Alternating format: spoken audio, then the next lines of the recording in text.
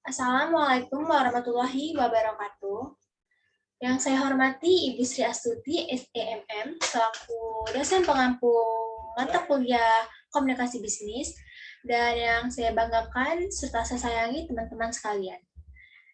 Di sini saya akan mempresentasikan tentang materi penulisan surat lamaran kerja. Lanjut saja ke materinya. Yang pertama adalah pengertian surat lamaran kerja. Surat lamaran kerja adalah surat dari seseorang yang memerlukan pekerjaan kepada orang atau pejabat suatu organisasi atau lembaga yang dapat memberikan pekerjaan atau jabatan. Surat lamaran pekerjaan dapat juga didefinisikan sebagai surat dari calon karyawan kepada calon atasan yang berisi tentang permintaan agar calon karyawan bisa diberi pekerjaan oleh calon atasan. Pada umumnya, surat seseorang yang memerlukan pekerjaan akan mengajukan lamaran setelah ia memperoleh informasi tentang lowongan, yang biasanya diperoleh melalui teman, media sosial, dan surat kabar lainnya. Lanjut ke materi selanjutnya, yaitu ada struktur penulisan surat lamaran kerja. Yang pertama adalah penulisan tempat dan tanggal penulisan surat tersebut dibuat. Yang kedua adalah kepada yang terhormat, yaitu nama orang beserta gelarnya dan jabatan atau perusahaan yang dituju, serta juga alamat lengkap perusahaan yang dituju. Yang ketiga adalah salam pembuka. Yang keempat, pembukaan. Yang kelima, biodata pribadi. Yang keenam, pengalaman kerja dan kemampuan yang Anda miliki. Yang ketujuh, lampiran atau syarat-syarat lamaran. Dan yang kedelapan adalah penutup. Selanjutnya adalah surat lamaran kerja sebagai surat resmi, yaitu surat lamaran pekerjaan yang ditunjukkan kepada sebuah lembaga. Surat tersebut disusun berdasarkan iklan lowongan pekerjaan yang dimuat di surat kabar, majalah, komputer, radio, dan sebagainya. Surat lamaran pekerjaan dapat pula dibuat berdasarkan inisiatif atau kemampuan si pelamar. Surat lamaran pekerjaan ditulis melalui di atas kertas yang bermaterai. Selain itu, surat pekerjaan juga dapat ditulis, di print out, diketik di komputer. Dan di dalam surat pekerjaan lamaran pekerjaan perlu dilampiri data-data pendukung seperti data pendukung umum atau data pendukung khusus. Data pendukung umum di slide selanjutnya, yaitu data pendukung umum. Yang pertama ada fotokopi sah ijazah atau surat tanda tamat belajar jenjang terakhir. Yang kedua, pas foto berukuran 3x4 atau 4x6.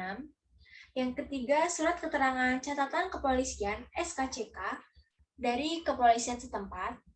Dan yang terakhir adalah daftar riwayat hidup. Sedangkan data pendukung khusus, yang pertama adalah sertifikat khusus komputer. Yang kedua, sertifikat terampil berbahasa Inggris aktif. Yang ketiga, surat izin mengemudi. Yang keempat, surat persetujuan dari orang tua. Dan yang terakhir adalah surat keterangan pengalaman bekerja. Selanjutnya ada beberapa hal yang perlu diperhatikan dalam menulis surat lamaran pekerjaan, yaitu yang pertama, menggunakan bahasa yang baik dan benar. Yang kedua, format penulisan tersusun rapi dengan bahasa yang tidak bertele-tele. Yang ketiga, surat lamaran pekerjaan hendaknya ditulis tangan secara manual. Ataupun bisa juga diketik dan di print out. Dan memang benar pelamar yang membuatnya. Yang keempat, lengkapi dengan data-data yang dibutuhkan oleh perusahaan tempat Anda melamar kerja. Yang kelima, usahakan surat lamaran kerja rapi, bersih, dan menarik. Yang keenam, tulisan surat dari sudut pandang pembaca, bukan sudut pandang penulis. Yang ketujuh, tekankan hal-hal yang membedakan dengan pelamar lainnya, seperti kemampuan yang Anda miliki. Yang kedelapan, hindari untuk menuliskan permasalahan gaji, kecuali jika ditanya pada saat wawancara kerja. Yang kesembilan, hindari menyatakan bahwa Anda menerima pekerjaan apa saja. Dan yang terakhir adalah lampirkan surat pendukung lainnya seperti sertifikat, pengalaman kerja, dan lain-lain. Lalu juga ada tips-tips dalam melampirkan surat lamaran kerja. Yang pertama adalah surat diketik rapi atau bila Anda membuat surat tulis tangan ditulis dengan rapi. Yang kedua adalah cetak dengan tinta yang jelas.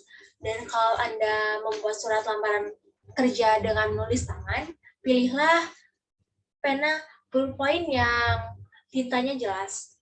Yang ketiga, ukuran kertas untuk surat lamaran kerja printout itu berukuran A4, dan kalau surat lamaran kerja yang ditulis tangan menggunakan kertas folio.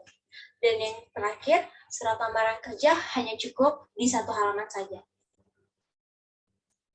Dan ini adalah contoh dari surat lamaran kerja. Baiklah, sekian pemaparan materi dari saya. Sekarang kita memasuki sesi tanya-jawab. Kepada teman-teman yang ingin bertanya, silakan menggunakan fitur raise hand. Langsung saja kita buka sesi tanya-jawab. Pada yang ingin bertanya, disilakan. Baik, untuk Alia Febiana Basuki, silahkan. Sebelumnya,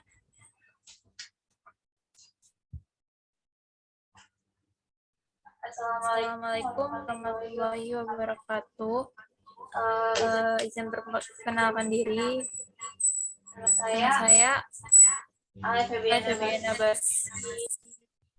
Ini saya ingin bertanya, yaitu bagaimana jika kita baru pertama kali melamar kerja dan belum ada pengalaman kerja. Terima kasih.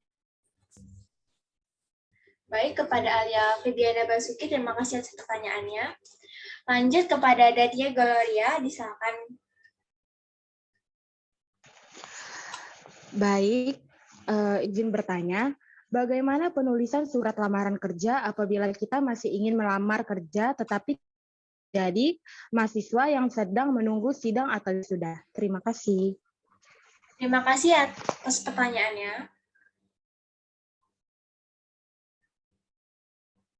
Baik, di sini saya akan menjawab pertanyaan dari Alia Febiana Basuki, yaitu bagaimana jika kita baru pertama kali melamar kerja dan belum ada pengalaman kerja? Jawabannya adalah, kalau belum memiliki pengalaman kerja, bisa cukup mengisi kelengkapan dengan melampirkan transkrip nilai, sertifikat-sertifikat mendukung, surat-surat kelengkapan yang sudah ditetapkan oleh perusahaan yang dituju. Lalu, bagaimana Alia? Apakah bisa dipahami? Terima kasih, Tia. Oke, selanjutnya pertanyaan dari Dania, yaitu bagaimana penulisan surat lamaran kerja apabila kita ingin melamar kerja tetapi kita masih menjadi mahasiswa yang sedang menunggu sidang atau wisuda.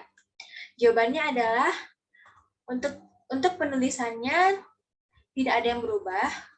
Hanya saja untuk hal-hal yang lebih mendetail terkait informasi dan status dapat ditulis di daftar riwayat hidup atau kurikulum vitae. Bagaimana Dania? Apakah bisa dipahami? Sudah, Tria. Terima kasih. Baik, sekian pemaparan materi dari saya. Apabila ada salah kata, saya mohon maaf. Saya akhiri, wabillahi taufiq wal hidayah. Wassalamualaikum warahmatullahi wabarakatuh.